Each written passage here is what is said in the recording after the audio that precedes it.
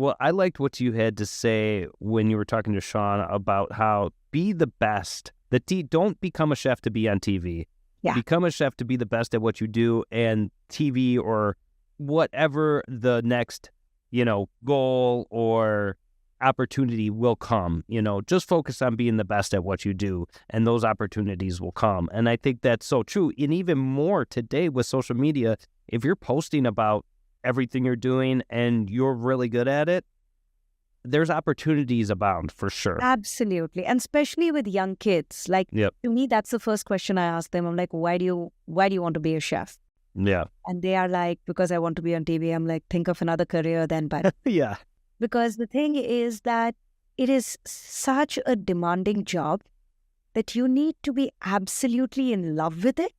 You need to be absolutely obsessed with it to be in this industry. Otherwise, you don't last because, you know it, right? Like weekends when everybody is off, you're working. That's your busiest time.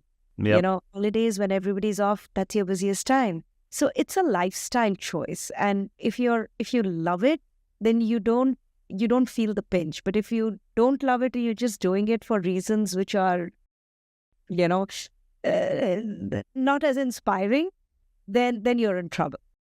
Well, what I've realized too, as we started doing more content for social media, is that's not always that easy either. And sometimes we'll shoot like 3 or 4 videos, and it's pretty much full production where we do everything. We film it specifically for short form, but it's a full recipe.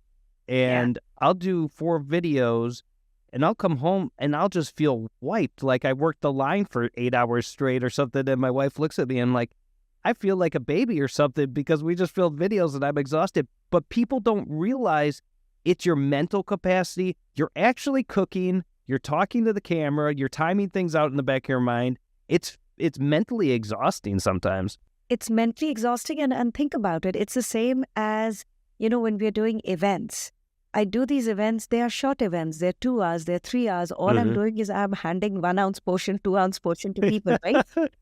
In the end of the day, just think about it. We're putting ourselves out there. Yep. And that is the most exhausting thing, right? Because, people have come to say hello to you and you've got to give your best. Yeah. And that's why, even at times I literally say, I'm like, throw me in the dish pit. I'm much happier on the dish pit Yep. than, expoing or anything of that sort. And that I think is huge. And you're absolutely right. You are giving everything of yourself, yes, right, to that one moment, and it drains you like nobody's business. Yeah, it's just wild. I never thought about that as like a hard part of the job, but it actually is draining. So yeah, it's interesting. And that's the other great part about our industry is there's so many different avenues to go down, whether it's restaurants or catering or food styling or short form video content or long form. There's so many different things you can do if you have a passion to cook and you have that interest in food. And more so now. I think when I graduated, there wasn't Right. much. It was either corporate or, you go like, and now there is so much more. So I'm excited about the next generation because they can kind of go ahead and forge their own career, like their own path, as opposed to us. Like, no, you have to go to the restaurant. You have to work 15, 16 hours a day. You've got to earn, the right to passage. Mhm. Like, I think now it's so much more vast. It is. Yeah, when I was finishing culinary school, it was like, you're going to be a line cook somewhere.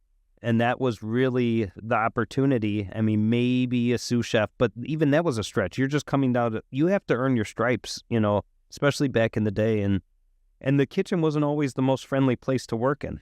My dad was a chef by training, and he was one of the most rough old school chefs there was. He would make the front of the house managers cry. And I turned out like the opposite. Like, I'm too nice to people. But I have fun in the kitchen. I really do. We have all sorts of different races and ethnicities and cultures and, men and women in the kitchen. And it's just a great atmosphere to be able to have fun with the guys. And Agreed. There's no other place I would be rather than in my kitchen. It's so fun. yes.